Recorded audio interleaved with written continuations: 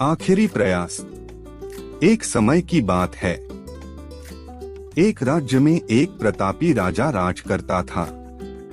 एक दिन उसके दरबार में एक विदेशी आगंतुक आया और उसने राजा को एक सुंदर पत्थर उपहार स्वरूप प्रदान किया। राजा वह पत्थर देख बहुत प्रसन्न हुआ।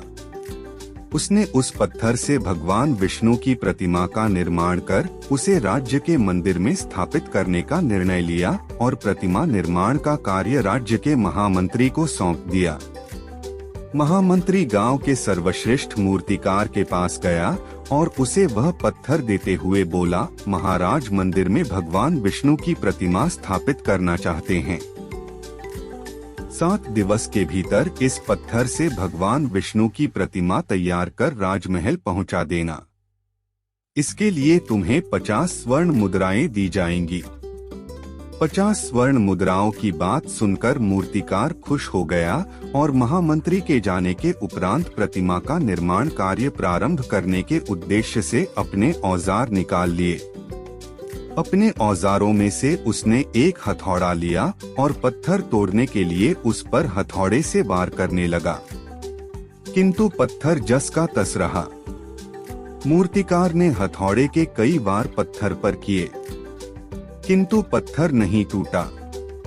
50 बार प्रयास करने के उपरांत मूर्तिकार ने अंतिम बार प्रयास करने के उद्देश्य से हथौड़ा उठाया, किंतु यह सोचकर हथौड़े पर प्रहार करने के पूर्व ही उसने हाथ खींच लिया कि जब 50 बार वार करने से पत्थर नहीं टूटा तो अब क्या टूटेगा।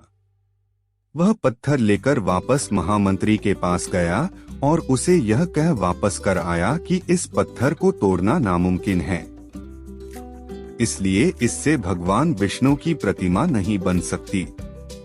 महामंत्री को राजा का आदेश हर स्थिति में पूर्ण करना था, इसलिए उसने भगवान विष्णु की प्रतिमा निर्मित करने का कार्य गांव के एक साधारण से मूर्तिकार को सौंप दिया।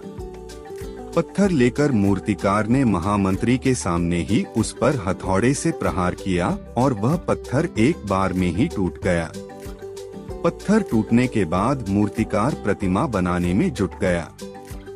इधर महामंत्री सोचने लगा कि काश पहले मूर्तिकार ने एक अंतिम प्रयास और किया होता तो सफल हो गया होता और 50 स्वर्ण मुद्राओं का हकदार बनता।